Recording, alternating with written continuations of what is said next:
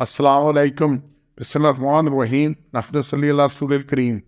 سورہ یوسف کے 9 مرکزی موضوعات میں سے ہمارا 7واں مرکزی موضوع انسان ہے۔ اس کے 3 ضمنی موضوعات ہیں، جس میں سے تیسرا ہے حقائق۔ فقط 2 نکات ہیں، جس میں سے آیت نمبر 76 میں سے پہلا نقطہ ہے، ہر صاحب علم کے اوپر ایک علم والا ہے۔ کسی کا علم یہاں پہ مکمل نہیں ہے، ہر ایک کے اوپر ایک علم والا ہے، ایک سے بڑھ کے ایک علم والا ہے۔ تو نرفع درجات من نشاء، اللہ کہتا ہے ہم جس کے درجے چاہتے ہیں بلند کرتے ہیں۔ اور پھر ہے وفوق کل ذی علم علیم، اور ہر صاحب علم کے اوپر ایک علم والا ہے، ہر ایک سے اوپر ہے، ہر ایک سے اوپر۔ اور پھر حضرت یوسف نے جو تدبیر کی بائی کو روکنے کے لیے، یہ تدبیر اللہ نے بتائی، اللہ نے کہا کہ ہر ایک کے اوپر ایک علم اور علم والا موجود ہے، اور اللہ سب سے بڑی علیم ہستی ہے، اللہ سب سے بڑی علیم۔ اس لیے کبھی بھی اپنے علم پہ اترانا نہیں چاہیے۔ ہمارا مسئلہ کیا، 4 لفظ آ جائیں تو ہم سمجھتے ہیں بڑے معلم ہو گئے ہیں، اور پھر جس کا اتنا علم ہے اس کے اوپر عمل بھی کرنا ہے۔ گفتار کے غازی تو بنے، کردار کے غازی بن نہ سکے، تو یہ طریقہ بہت غلط ہے۔ اور پھر یہ جتنے ہمیں پتہ ہوتا ہے اور نہیں پتہ ہوتا غلط ملت، وہ غلط باتیں آگے ہم پھیلاتے رہتے ہیں۔ تو اللہ نے کہا کبر مقتا عند اللہ ان تقولوا ما لا تفعلون، یہ سورہ صف میں تیسری آیت ہے کہ کیا ہے وہ بات کہتے کہ جو کرتے نہیں۔ تو جو علم ہے اس پہ عمل کرنا ہے، جو علم پہ عمل نہیں کرتا وہ جہالت میں سے پیچھے پڑا ہے، دیکھ رہے ہیں اس چیز کو۔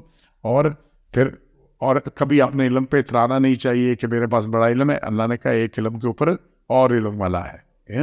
حضرت موسیٰ کو ایک دفعہ ہو کہ جی کہ یہ بڑا علم ہے، کسی نے پوچھا آپ سے بڑا بھی کوئی عالم ہے؟ انہوں نے کہا نہیں، اللہ کو پسند نہیں۔ اللہ نے کہ جاؤ، یہ سورہ کہف میں جو واقعہ ہے، تو جاؤ میرے بندے سے ملو۔ تو پھر اس بندے سے ملے تو حضرت خضر سے، تو پھر پتہ لگا ان کے پاس جو علم ہے ان کے پاس نہیں ہے، ایک علم سے بڑا علم والا موجود ہے۔ دوسرا نقطہ ہے کہ غیب کا علم اللہ کے تعالیٰ کے سوا کوئی نہیں جانتا۔ بڑی اہم بات ہے، اور یہ عقیدے کی بات ہے۔ اپنا عقیدہ ٹھیک کرے، اپنی سوچ ٹھیک کرے۔ اس میں بڑی کری ہے کیا ہے، وَمَا لِلْغَیبِ حَافِظِينَ، انہوں نے کہا ہم غیب کے نگہبان نہ تھے، ہمیں خبر نہ تھی کسی چیز کی۔ تو غیب صرف اللہ تعالیٰ جانتا ہے، اللہ کے علاوہ کسی کو غیب کا علم نہیں ہے، غیب کا علم کسی کو نہیں ہے۔ یہ جتنے ہیں نا سب قصے کے جناب یہ پتہ لگ جاتا ہے، سب قصے ہیں کہ اللہ تعالیٰ نے انبیاء کو جو غیب کی خبریں بتائی وہ ہمارے غیب ہے، وہ علم غیب نہیں ہے، علم اللہ کے پاس ہے۔ اللہ نے بتایا ہے انبیاء کو، اپنے طور پہ یہ نہیں پتہ ہوتا کہ کیا ہونے والا ہے۔ حضرت ابراہیم کے پاس قرآن میں بار بار قصہ آیا ہے، سورہ ذریات میں بھی ہے، باقی جگہ بھی ہے کہ فرشتے آگے بیٹھے رہے ہیں اور ان کے لیے وہ بچڑا بھون لائے ہیں، اب انہوں نے ذبح بھی کیا ہوگا، اس کے گوشت بھی بنایا ہوگا، اس کا کوئی پکایا بھی ہوگا، اور بھوننے کا مطلب ہے کہ روسٹ کیا ہوگا، 5-7 گھنٹے لگے ہوں گے، اور انہیں نہیں پتہ لگا کہ یہ فرشتے بیٹھے ہیں۔ اور جب وہ کھانا رکھا تو کھایا نہیں جا فرشتوں نے، تو پھر پریشان ہوئے کہ یہ کوئی دشمن معلوم ہوتے ہیں۔ تو ہم بھی انہیں پتہ لگا یہ فرشتے ہیں، تو فرشتوں نے بتایا کہ ہم فرشتے ہیں، تو ان کو نہیں پتہ لگا۔ جیسا قرآن واقعہ سے بھرا پڑا ہے۔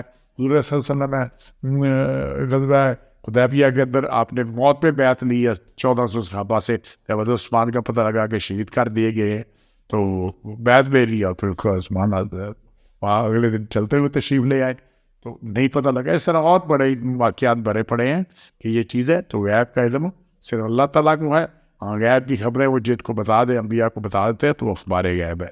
تو اس کو اچھی طرح سمجھ لیں، بار بار ہم اس پہ بات کر چکے ہیں۔ سبحان ربک رب العزت عما یصفون، وسلام علی المرسلین، الحمد للہ رب العالمین۔